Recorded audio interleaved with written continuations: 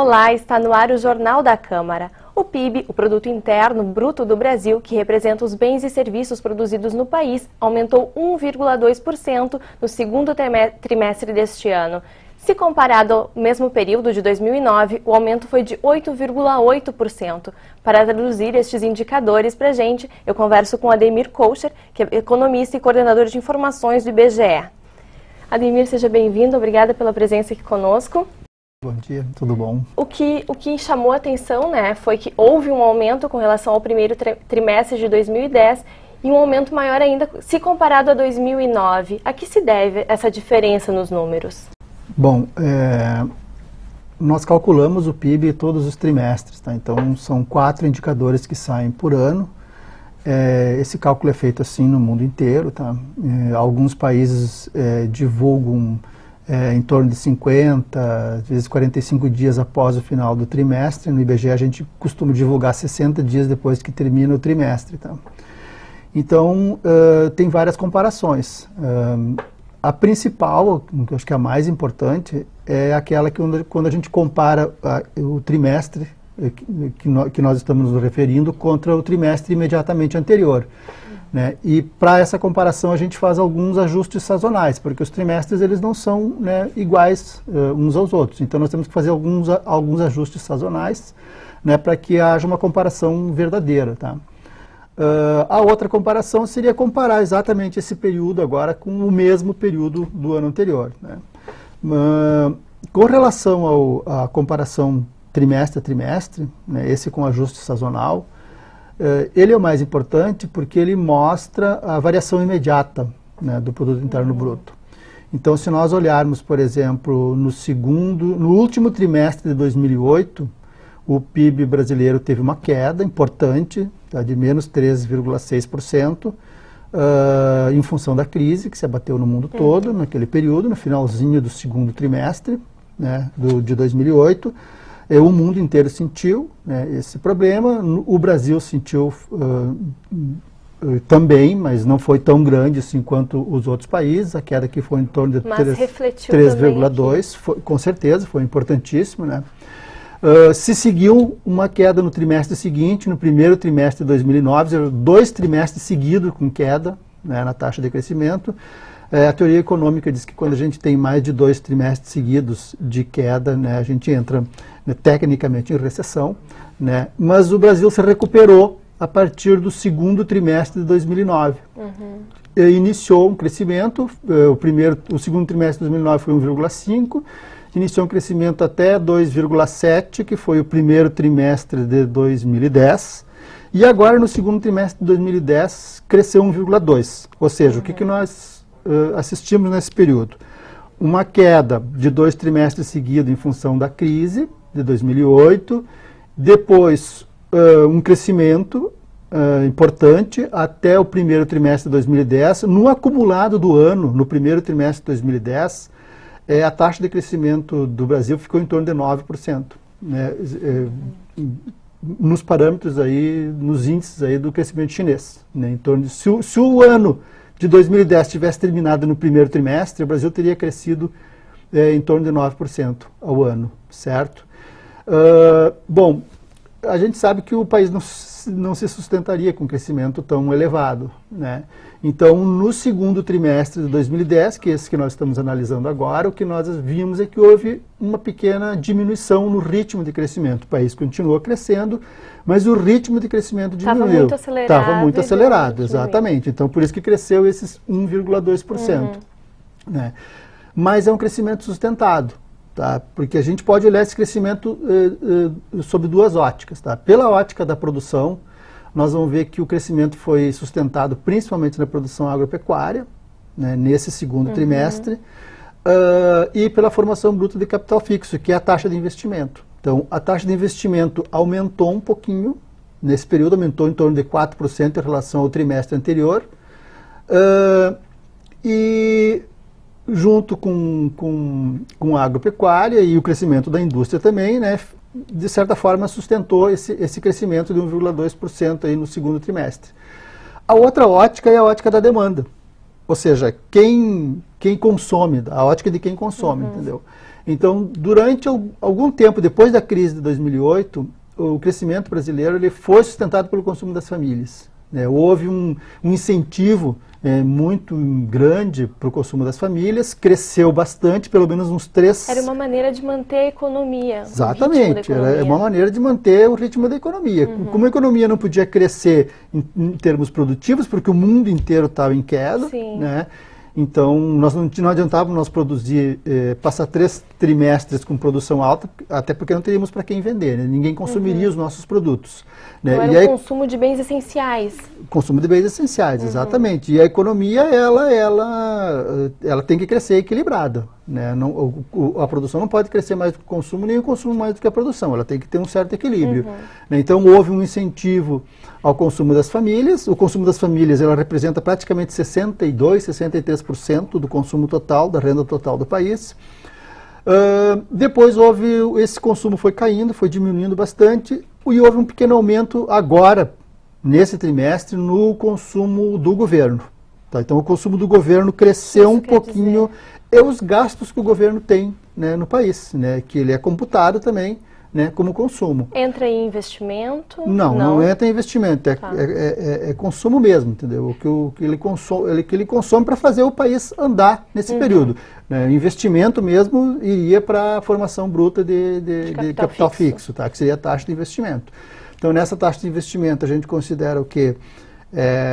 Máquinas e equipamentos que são agregadas às indústrias, entendeu? Nesse período, a construção civil, né? Então, tudo isso é considerado formação bruta de capital fixo. Né? Quando eu construo um prédio, por exemplo, né, eu estou construindo um produto que vai durar 50 a 100 anos, certo? Então, quando eu agrego, quando a minha produção precisa crescer e para isso eu preciso comprar uma máquina, um equipamento, eu estou fazendo um investimento, entendeu? Então, essa é a formação bruta de capital fixo.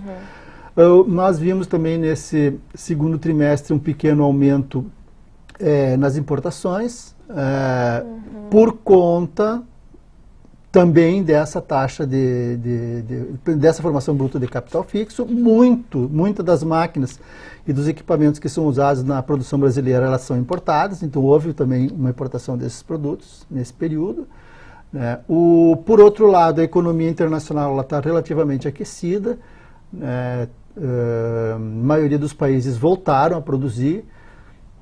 Nós assistimos e temos assistido aí nos últimos 30 dias aí uma invasão de produtos estrangeiros no Brasil. Por um lado é ruim, por outro lado é bom, porque com a economia muito acelerada, a gente também não pode se descuidar da inflação. Né? A inflação pode crescer nesse período. Então, na realidade, o que a gente está vendo aí nos últimos 3 meses é uma inflação muito baixa, próxima de zero. Né? Agora, o último mês foi 0,04, se eu não me engano. E tem muito a ver com esse aumento nas importações, né? Porque os produtos chegam mais baratos aqui no Brasil, né? E força um pouco a queda dos preços internamente. Então, na realidade, o que esse segundo trimestre aí, da economia brasileira está nos mostrando é que o país continua num ritmo de crescimento importante, embora tenha diminuído, né, mantém o crescimento, mas diminuiu o ritmo, porque não se sustentaria realmente com o crescimento Dá para dizer que isso é bom para controlar a inflação? Isso é bom para a economia, certo? É bom para o país como um todo. O país não pode crescer, né, mais do que ele pode, certo? Sim. Até porque, né, provavelmente nós teríamos reflexos da inflação. E com o reflexo da inflação, o governo teria que tomar outras medidas, principalmente o Banco Central, talvez tivesse que aumentar a taxa de juros. Né? Se aumenta a taxa de juros, isso é um reflexo ruim para a economia. Né? Então, na realidade, a economia ela é muito dinâmica, depende de muitos fatores. Sim. Né? Então, se nós olharmos aí agora os últimos indicadores, nós vamos ver o seguinte: a produção industrial brasileira no último mês teve um crescimento pequeno, mas sustentado, em torno de 3%. A ocupação na indústria também teve um pequeno crescimento, em torno de 0,3%. O IBGE está projetando uma produção agrícola em nível nacional aí, superior, em torno de 10% do ano anterior. Então, o que a gente percebe é que esse crescimento, embora tenha diminuído o ritmo, ele é sustentado, né? Ele é um crescimento sustentado. E se nós compararmos o crescimento acumulado no ano até o segundo semestre de 2010, ou seja, se o ano terminasse no segundo semestre de 2010, nós teríamos crescido em torno de 8,8% ou 8,9% ao ano, que é uma taxa de crescimento bastante elevada. Já estava previsto esse aumento? Não estava previsto esse aumento. Ninguém imaginava que o país fosse crescer, pelo menos a maioria dos economistas, a maioria dos técnicos, a maioria dos planejadores, eu acho que não imaginava que o país pudesse crescer, né, a uma taxa aí de 8%, 9%, né, ao ano, desde o primeiro trimestre. Né, até porque nós também, né, sofremos os rescaldos da crise de 2008, embora menor. Né, se nós olharmos para os 4 países do BRIC, aí, a China e a Índia foram os únicos países que mantiveram suas taxas de crescimento aí acima de 5% ao ano. O Brasil teve aquela queda lá no finalzinho de 2008, iniciozinho de 2009, mas em compensação a Rússia teve uma queda de praticamente 15% no mesmo período. Né? E se nós olharmos os dados desse segundo trimestre de 2009, nós vamos ver que, com exceção do Chile, México e mais 1 ou 2 países, dos que tinham divulgado seus PIBs trimestrais até há um mês atrás, até 15 dias atrás, 3 ou 4 países tinham crescido mais que o Brasil. Né? Então o Brasil teve uma taxa de crescimento sustentada, embora pequena, sustentada, e abaixo do Brasil, a União Europeia cresceu só 1%, enquanto o Brasil cresceu 1,2%. Os Estados Unidos tiveram um crescimento pífio de 0,4%. Né? Então, praticamente todos os países da Europa tiveram um crescimento abaixo do crescimento brasileiro nesse período. A meta é manter um crescimento sustentado, então? A leitura que o IBGE vem fazendo que seria favorável para o Brasil. Com certeza, né? Mostra, o que os números nos mostram é que o crescimento ele é um crescimento sustentado. Né, sustentado pela produção brasileira, né, e pela formação bruta de capital fixo. A taxa de investimento ela é fundamental, né, quando a gente faz essa leitura aí dos dados do PIB. Né. Se a gente tiver uma taxa de investimento crescendo, é porque o país está crescendo sustentadamente, ou seja, é uma produção que vem crescendo e os agentes econômicos estão investindo nisso, ou seja, comprando mais máquinas, né, porque o país cresceu mais, precisa produzir mais, vai ter um crescimento do emprego, crescimento do consumo, da renda. Né, e Era tudo nesse isso aspecto que eu queria chegar. De que maneira esse crescimento no PIB brasileiro reflete no dia a dia do cidadão comum? O que isso quer dizer, o que representa? É uma maior demanda de emprego, oferta de emprego, uma maior demanda de salário?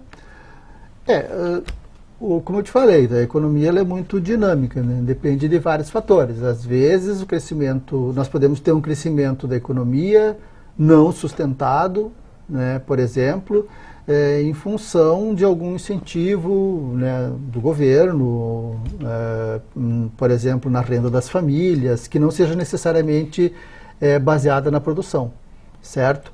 Mas, como eu te falei, se nós olharmos os números dos últimos trimestres e os números dos últimos meses aí da economia brasileira, o que a gente percebe é que está havendo um crescimento sustentado. Então, isso é bom por quê? Porque sustenta o crescimento do emprego.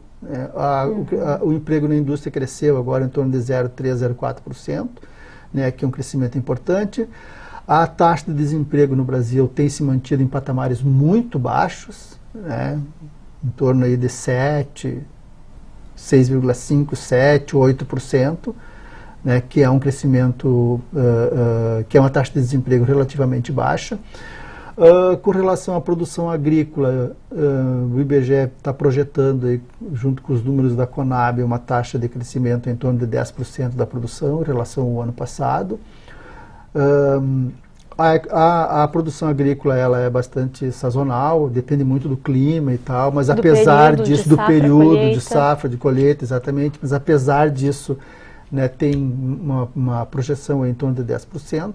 Então os números eles são, né, bons, porque mostram um crescimento sustentado. Isso é bom para a população, né, porque mantém o emprego, a renda das pessoas, né, tende a crescer.